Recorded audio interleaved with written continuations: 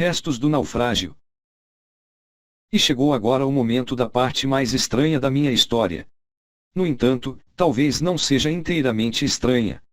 Recordo, nítida, fria e vivamente, tudo quanto fiz naquele dia até me achar no topo de Primrose Hill, lamentando-me e louvando a Deus. Esqueci o que se passou em seguida. Não me lembro de nada dos 3 dias seguintes.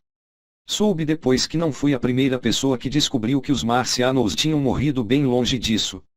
Pois vários vagabundos como eu já tinham conhecimento desse fato na noite anterior. Um homem o primeiro fora à Street Martinzelli Grange, enquanto eu me abrigava na barraca do abrigo dos cocheiros, achou meios de telegrafar para Paris. Desta cidade, as alegres notícias tinham corrido o mundo, 1 milhar de cidades deprimidas por horríveis temores cintilaram, de súbito, de iluminações frenéticas, souberam em Dublin, Edimburgo, Manchester, Birmingham, na altura em que me encontrava à beira do fosso. Imediatamente, homens pulando de alegria, conforme me disseram, clamando e suspendendo o trabalho para trocar apertos de mãos e dar vivas, começaram a encher alguns comboios, mesmo tão perto como Crewe, para seguirem para Londres. Os sinos das igrejas, silenciosos durante uma quinzena, souberam de súbito as notícias e começaram a repicar por toda a Inglaterra. Homens em bicicletas, magros, desgrenhados, voaram ao longo de todos os caminhos, clamando a inesperada libertação, gritando as notícias às figuras do desespero, sombrias e pasmadas. E quanto à comida? Através do canal, através do mar irlandês, através do Atlântico, vogavam velozmente os socorros, trigo, pão e carne. Naqueles dias, parecia que toda a navegação do mundo rumava para Londres. Mas não me lembro de nada disto. Vagueava, um homem enlouquecido. Dei por mim numa casa de gente amável que me encontrara no 3º dia, errando, chorando e delirando através das ruas de Street Joswood. Disseram que estava a entoar uma cantilena qualquer acerca de O Último Homem Vivo. Hurrá! O Último Homem Vivo. Embora estivessem muito preocupados com os seus próprios problemas, estas pessoas, cujos nomes não conheço apesar de desejar ardentemente expressar-lhes a minha gratidão, recolheram-me e protegeram-me de mim próprio. Aparentemente, tinham sabido por mim mesmo, durante os dias em que estive inconsciente, alguma coisa da minha história. Muito docemente, quando recuperei a consciência, revelaram-me o que sabiam acerca do destino de Leatherhead. 2 dias mais tarde, soube que tinha sido destruída com todas as suas vidas por um marciano. Ao que parecia, aniquilará sem qualquer provocação, assim como um rapaz esmaga uma formiga numa mera demonstração de poder. Eu era um homem solitário e eles foram muito amáveis para mim. Permaneci em casa deles durante os 4 dias que se seguiram à minha recuperação.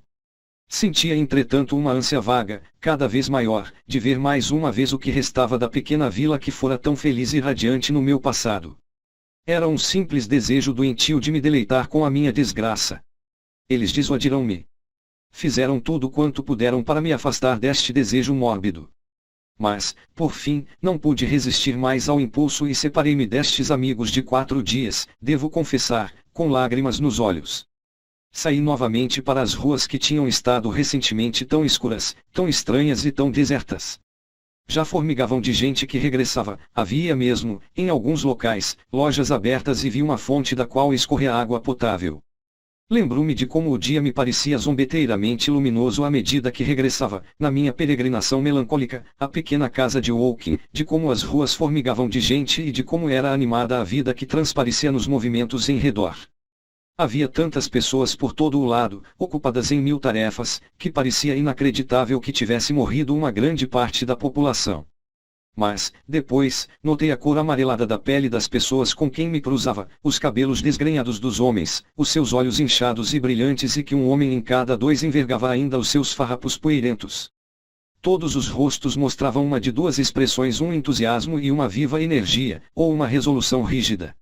Se não fosse a expressão dos seus rostos, Londres pareceria uma cidade de mendigos. Nas sacristias distribuía-se, indiscriminadamente, pão enviado pelo governo francês. Viam-se, lúgubres, as costelas de alguns cavalos. Polícias especiais, de rosto encovado, com distintivos brancos, estavam postados nas esquinas de todas as ruas. Vi poucos dos danos provocados pelos marcianos até chegar ao Wellington Street, onde as plantas vermelhas brotavam dos suportes de Waterloo Bridge. Também avistei, no ângulo da ponte, um dos Kantrestvalgers daquela época grotesca, uma folha de papel que tremulava ao vento, numa moita de plantas vermelhas, perfurada por um pau que a mantinha presa. Era o placar do primeiro jornal que se voltava a publicar, o Daily Mail. Comprei um exemplar com um xelim enegrecido que encontrei nos bolsos. A maior parte estava em branco, mas o compositor solitário que o fizera divertira-se a fazer um esquema grotesco de um anúncio impresso a estereotipo, na última página. O texto que imprimira era sentimental, as organizações de notícias ainda não tinham conseguido restabelecer-se. Não li nada de novo, com exceção de que o exame dos mecanismos marcianos iniciado na semana anterior já chegara a resultados que se tinham revelado surpreendentes. Entre outras coisas, o artigo assegurava aquilo em que não acreditei na altura, que o segredo de voo fora descoberto. Em Waterloo havia comboios que transportavam gratuitamente as pessoas para suas casas. Os primeiros momentos de agitação já tinham passado. Havia poucas pessoas no comboio e eu não tinha vontade de conversar. Arranjei um compartimento só para mim e sentei-me de braços cruzados, fitando com tristeza a devastação banhada pelo sol que perpassava através das janelas. Precisamente no término, o comboio rolava aos solavancos sobre queres provisórios e de ambos os lados da estrada de ferro as casas eram ruínas enegrecidas.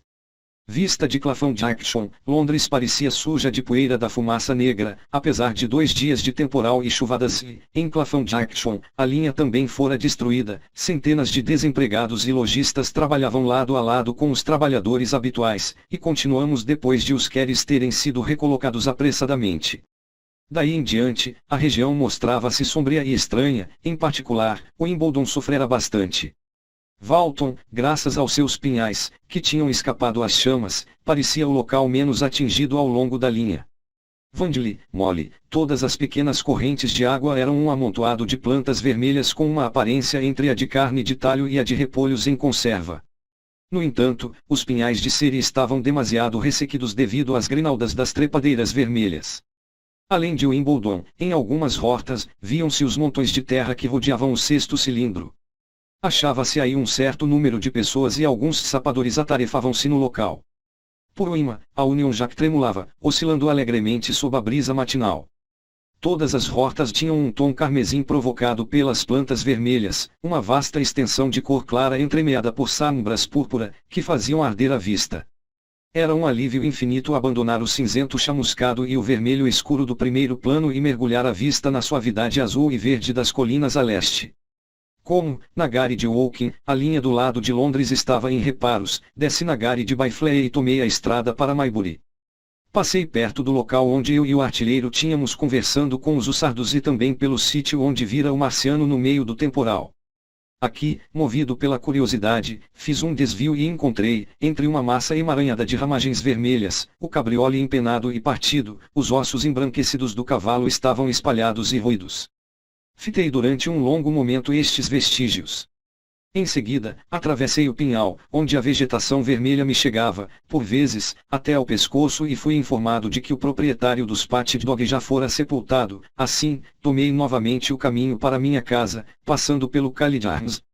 Um homem, parado junto da porta aberta de uma casa de campo, saudou-me pelo meu nome quando passei. Fitei a minha casa com um breve relâmpago de esperança que se desvaneceu imediatamente. A porta tinha sido forçada, estava aberta e escancarava-se lentamente à medida que me aproximava. Fechei-a novamente, com ruído. As cortinas do meu escritório tremulavam no exterior da janela, aberta, da qual eu e o artilheiro observáramos o romper do dia. Ninguém a fechara desde então. Os arbustos despedaçados achavam-se precisamente tal como os deixara havia cerca de 4 semanas. Cambaleei no hall, e a casa parecia vazia.